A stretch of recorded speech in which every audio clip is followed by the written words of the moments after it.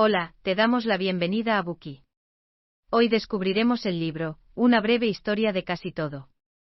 Si comprimiéramos los 4.600 millones de años de la historia de la Tierra en un único día, los primeros signos primitivos de vida surgirían alrededor de las 4 de la mañana.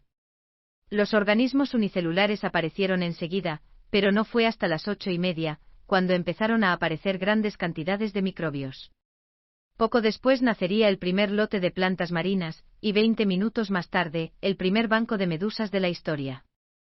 Alrededor de las 9:04 de la noche aparecieron los antiguos trilobites y otras criaturas, desencadenando lo que se conoce entre los biólogos como la explosión cámbrica, un gran estallido de vida en el período cámbrico.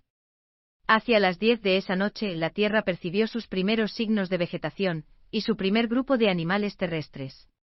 A las 10:24, los grandes bosques del período carbonífero comenzaron a cubrir toda la superficie de la Tierra, y los primeros insectos alados empezaron a danzar en el aire.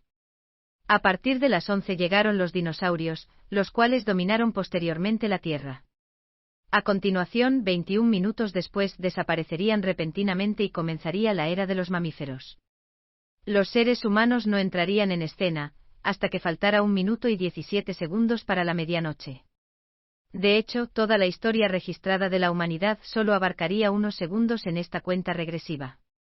Durante este día de vida de la Tierra, sus continentes seguirían desplazándose y chocando entre sí. Esto haría que las montañas, los ríos y los océanos se transformaran drásticamente, y que los campos glaciares siguieran desplazándose.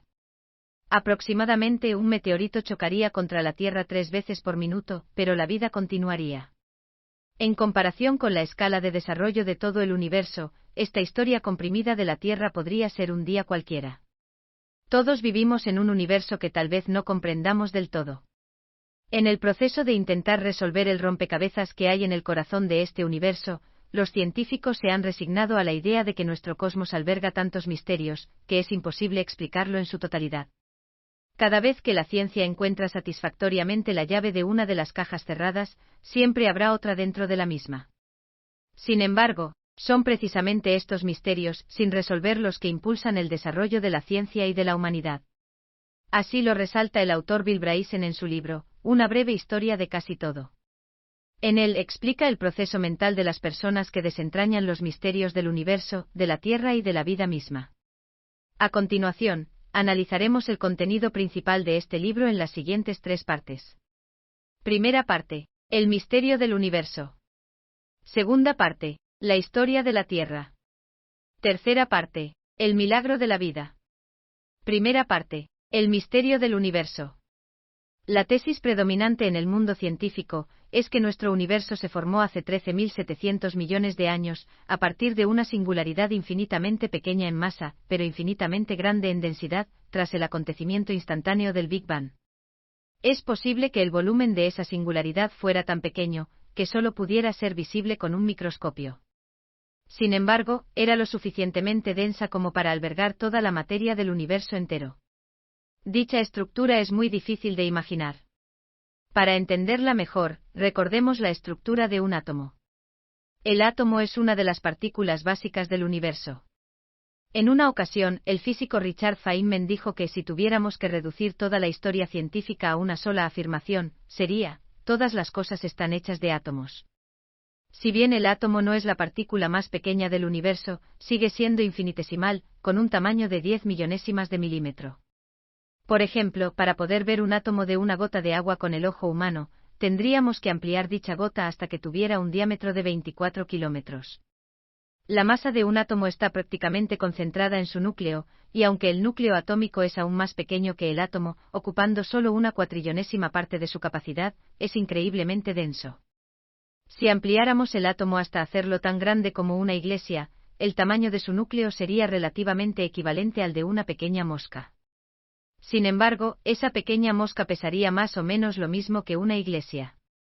Con estas características, un núcleo atómico puede producir una energía ilimitada y masiva durante el proceso de fisión nuclear. De hecho, es una potencia que podemos identificar con solo recordar la devastación causada por las bombas atómicas durante la Segunda Guerra Mundial. Ahora que hemos comprendido el tamaño y la densidad de los átomos, así como lo poderosa que es una reacción atómica, el concepto de la singularidad y del Big Bang puede entenderse mejor. Sin embargo, algunos pueden visualizar la singularidad como una entidad que flota en un vacío muy oscuro, preñada de vida. Esto es un concepto erróneo. El motivo es que antes del Big Bang no había espacio, ni tiempo, ni siquiera oscuridad. No existía ningún espacio. Todavía no podemos comprobar cuánto tiempo había existido esa singularidad, lo único que sabemos es que en una fracción de segundo se produjo el Big Bang y comenzó nuestro universo. En el primer segundo se crearon la gravedad y otras fuerzas de la física. El universo comenzó a expandirse rápidamente y antes del primer minuto, su diámetro ya había alcanzado una extensión de 1.600 billones de kilómetros, con temperaturas superiores a los 10.000 millones de grados Celsius.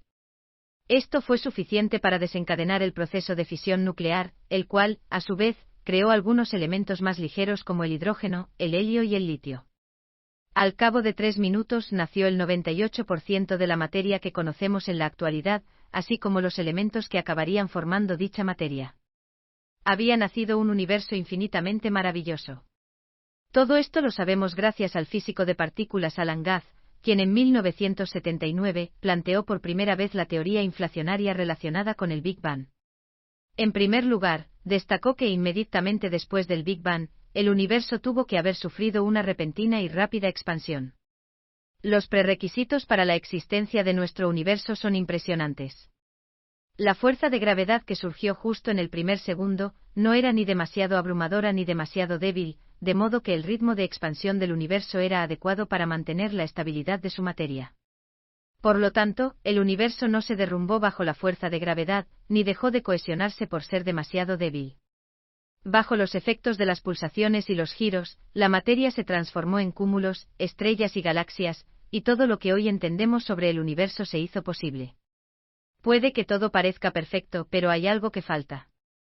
El Big Bang creó los elementos más ligeros, pero ¿cómo aparecieron los elementos pesados? Por ejemplo, el carbono necesario para crear organismos basados en el carbono, así como el oxígeno necesario para que podamos respirar. ¿De dónde vinieron? En 1931, el astrofísico Fritz Zwicky y su colega Walter Bade idearon el concepto de supernova. Cuando una estrella enorme, mucho más pesada que el Sol, colapsa sobre sí misma, libera una energía comparable a la de 100.000 millones de soles, y la dramática explosión resultante crea una luz más intensa que la potencia combinada de todas las estrellas de su galaxia. A este tipo de explosión se le llama supernova.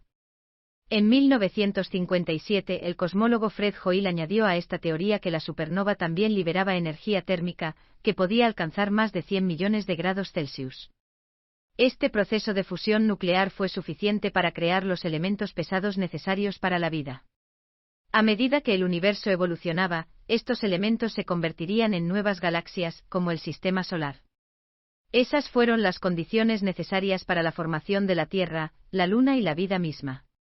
Hace unos 4.600 millones de años, el Sistema Solar se formó en un gigantesco vórtice que flotaba a lo largo de la Vía Láctea. Dicho vórtice, formado por gas y polvo, abarcaba unos 24.000 millones de kilómetros de diámetro. Y alrededor del 99,9% de su materia acabó fusionándose para formar el Sol. Los restos flotantes se mantuvieron unidos debido a las fuerzas electrostáticas, formando cúmulos cada vez más grandes. Estos cúmulos chocaron incesantemente entre sí y se desintegraron, para luego volver a fusionarse. Finalmente, algunos de dichos cúmulos comenzaron a establecer sus propias órbitas, convirtiéndose así en planetas. Y así, en el transcurso de unos 200 millones de años, se formó la Tierra. Sin embargo, en sus comienzos, su atmósfera era abrasadora, y era continuamente azotada por los desechos que flotaban a su alrededor. Hace aproximadamente 4.500 millones de años, un objeto del tamaño de Marte colisionó con la Tierra. A raíz de ello, parte del material que fue expulsado de la Tierra se fusionó para formar la Luna. Además, en un principio, la atmósfera de la Tierra estaba compuesta en gran parte por dióxido de carbono, nitrógeno y otros elementos venenosos como el metano y el azufre. Sin embargo, en aquella época, el Sol ya no era tan caliente como en su creación. Gracias al efecto invernadero provocado por el dióxido de carbono, la Tierra pudo retener el calor enviado por el Sol, y no se convirtió en un planeta helado. Gracias a que las temperaturas eran las adecuadas, el agua comenzó a formarse en la Tierra tras múltiples impactos en su superficie por parte de cometas, meteoritos y otros desechos espaciales. Al cabo de 500 millones de años, la Tierra había acumulado reservas de este precioso elemento, tan necesario para sustentar la vida, preparando el camino para los inicios de la existencia humana. Todos somos residentes del sistema solar. Sin embargo, hasta la fecha, seguimos sin saber cuántos planetas existen en él.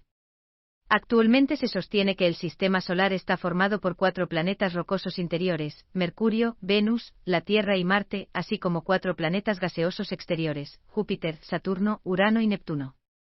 Aparte de estos 8 planetas está Plutón, considerado un planeta enano, al igual que decenas de satélites que se han ido descubriendo sucesivamente, sin olvidar a los cometas y pequeños cuerpos celestes. Ahora imaginemos que vamos a explorar el sistema solar por nuestra cuenta. Si quisiéramos recorrerlo, ¿cuánto tiempo nos llevaría a visitar todos sus lugares más destacados? Supongamos que elegimos la ruta más sencilla, y volamos directamente desde la Tierra hasta el planeta situado en la periferia del sistema solar, Plutón. Plutón se encuentra en una zona de escombros dentro de la Vía Láctea, a unos 6.000 millones de kilómetros de la Tierra. Incluso si viajáramos a la velocidad de la luz y recorriéramos 300.000 kilómetros por segundo, tardaríamos alrededor de 7 horas en completar el viaje. Por supuesto, solo podríamos confiar en las naves espaciales para ello, ya que estas máquinas viajan a una velocidad de unos 56.000 kilómetros por hora. Esto quiere decir que, a decir verdad, necesitaríamos entre 10 y 12 años para alcanzar la órbita de Plutón. Al llegar a Plutón, cuya temperatura es de más de 200 grados bajo cero, el Sol estaría tan lejos que nos parecería igual que la punta de una aguja. Sin embargo, solo habríamos cubierto una quinta parte de nuestro viaje a través del sistema solar.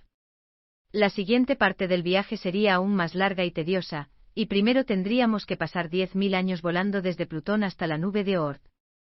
A continuación, el siguiente paso sería atravesar la nube de Oort, la cual se extiende en el cosmos alrededor de 2 años luz, antes de llegar finalmente a la periferia del sistema solar. Luego de superar todas esas dificultades, llegaríamos por fin a la periferia del sistema solar. ¿Cómo sería el resto del viaje? En primer lugar, observaríamos Próxima Centauri, la cual, a una distancia de 4,3 años luz, es el vecino más cercano de nuestro sistema solar. Nuestra nave espacial tendría que viajar durante aproximadamente 86.000 años para alcanzarla. Al seguir volando en línea recta durante otros 4,6 años luz, llegaríamos a nuestro siguiente punto de referencia, Sirio. En nuestro inmenso universo, las estrellas están muy alejadas unas de otras, como lo demuestra nuestro viaje. La distancia promedio entre ellas supera los 300.000 kilómetros.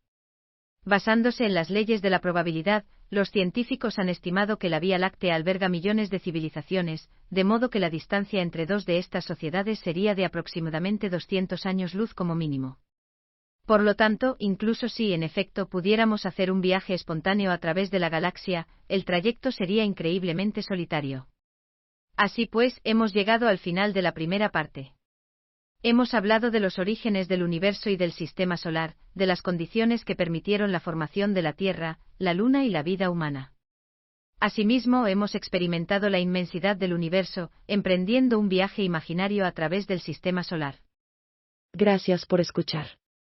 Compruebe el enlace de abajo para desbloquear el contenido completo.